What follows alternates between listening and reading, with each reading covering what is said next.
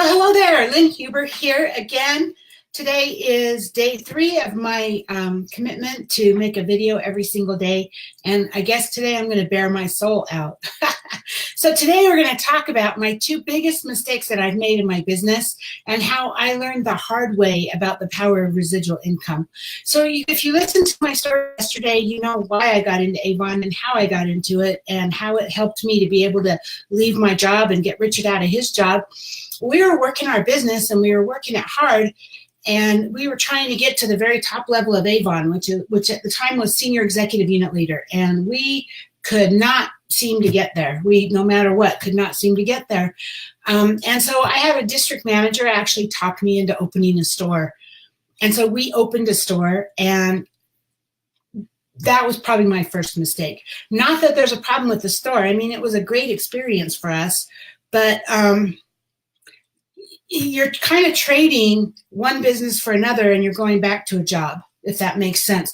So, I mean, let's get real, okay? I'll give you some real numbers here. So back when I was working, director of marketing, I was probably making $60,000 a year plus bonuses, salary, working 70, 80 hours a week, commuting 3 hours a day. But I mean, we were making a good living. Richard also was making good money in his job. Before I opened my store, I was making a mid-6-figure income, but I was working hard, and I was putting out 1,200 brochures every 2 weeks. I'm not kidding. Every 2 weeks, 1,200 brochures. We were working hard, but we were making 6 figures, mid-6 figures, and we weren't working 60 to 70 hours a week or 80 hours a week like we were in our day jobs. We were making more money in our day job than we were in our day jobs, putting a lot of effort into our business, but still only really 30 hours a week, you know, not the same. So then we opened the store. We ultimately made the same. Basically, before we opened the store, we were selling about $150,000 a year in sales, in Avon sales. Plus we had our leadership business. When we opened the store, we lost most of our customers because the store is a whole different kind of customer. The people that were our Avon customers didn't want to come to the store. They wanted that personal service. And the people who go to the store, they don't want home service. They don't want a rep. They are actually the ones that go to Macy's and JCPenney's and wherever, right? All the different department stores. So what we did ultimately was we traded the business. We lost our customers and we gained new customers, and we were still roughly selling about $150,000 a year. And but now we were working 70, 80 hours a week, because when you're running a store, it takes a lot of effort. So that was my mistake number 1. You know, we are in network marketing, we're in direct sales, we're in sales, and there is no reason to get them confused. A store is totally different, and you're much better off working your business face-to-face with your customers, building your business. And yes, I know it sounds like we did a lot, putting out 1,200 brochures a campaign. We put a lot of effort into it, but think about how much effort I put into my day job when I had a day job. 60, 70, 80 hours a week working like I was in the blender, like I talked about yesterday, and not making half of what I was making, you know, in direct sales. So that was my first big mistake, was opening the store. Another thing I did, Richard and I are strong believers in personal development, learning, getting mentors, hanging with people who are where we want to be. And so we would go to the MLM cruise every year. We would go to network marketing events, training. For those that are in the business, you'll know Eric Worre and you know, Tony Robbins. And I mean, we would go to all of these events, and we made, I mean, year after year after year, and we made a lot of friends who were in the top of their company. I had friends who were making $170,000 a month. I mean, that's more than I made in a year, right? Or about what I made in a year, or almost. Anyway, but we were also working really hard in our store, 70, 80 hours a week in our store, putting in way more time than we thought. And I guess, and I've never admitted this to anybody, but I guess I got a little bit of the shiny object, you know, like, how come all my friends are making so much more money than I am, and they're not really working like I am. They're not working hard. And then Avon made a decision that they no longer wanted to be in the store business, and they took away our price list. It wasn't like we got extra special pricing. It was more they just guaranteed us that we were able to make good on the prices in the brochures, even though we may have owned the product at a higher price. So if it was on sale in the brochure for, buy one, get one free, and I owned them at full price, Avon would credit me the difference. And that was called the best price list. And they decided they no longer wanted to be in the store business, so they took that away from us. I saw that as a light, I guess.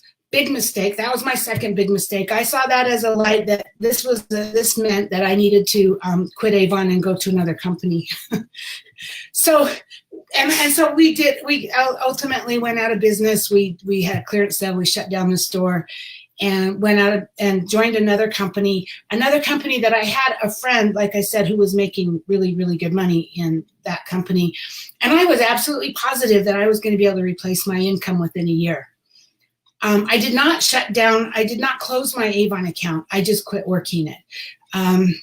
Because I had a big team. I had big income. I had online sales, but obviously I didn't have any customers anymore because my customers were all store customers and they didn't want to buy from a representative. So that, in that sense, I was when I shut my store down, was going to have to start over anyway. But so we went with this other company. We gave it 6 years. I am not kidding. We worked hard. Well, we gave this company 5 years, and then over the next year, we tried 2 other companies. And although these are all really good companies and people are making really good money with them, I was not able to make even as much money as Avon was continuing to pay me. I hadn't touched my Avon business in 6 years, and I was still getting money from Avon, more money than I was from these companies I was working really hard on. So mistake number 2, the grass is not greener on the other side. Don't assume that because you see somebody else doing something else that they're supposedly doing better than you. Don't assume that you need to quit what you're doing and going over there. So what I learned about residual income through this process is I did not touch my business in 6 years, not even once. I mean, we did nothing with our Avon business. You have to have, in order to achieve the leadership payments at the higher levels, you have to have $200 a campaign in sales. But I had online customers that were buying, that I had lots of online customers. And so they were keeping that going. And I was getting my residual checks direct deposited into my bank every 2 weeks like clockwork for 6 years with Avon, not even once touching it. I'm working hard in these other companies, and I wasn't even making half of what, not even a quarter of what I was getting paid from Avon. And so ultimately, I ended up going back to Avon 2 years ago. Best decision I ever made, but I'm still kicking myself. I can't even tell you how bad I'm kicking myself for quitting it in the first place. I have friends at top levels of leadership in Avon that are telling me, next time you do this, I'm going to kick you in the butt. And they're right, because it was a big mistake on my part. Looking at it, at the time I quit Avon, I had a $1.9 million business with Avon. I was selling, my entire team was selling $65,000 a campaign. That's every 2 weeks. And I continued to receive earnings off of that easily for a good 3 to 4 years. I was at that level before it started falling off. And that's the thing about a business, is if you're not working it will fall off.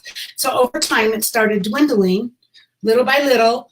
And so by the time I came back to it, remember I said I was at 65,000 in unit sales and team sales when I left. When I came back to it, I was less than 3,000 a campaign.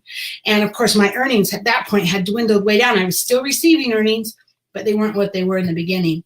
And that's where I'm kicking myself. If I would have not walked away from Avon, if I would have kept my head down, I would be way more than that now.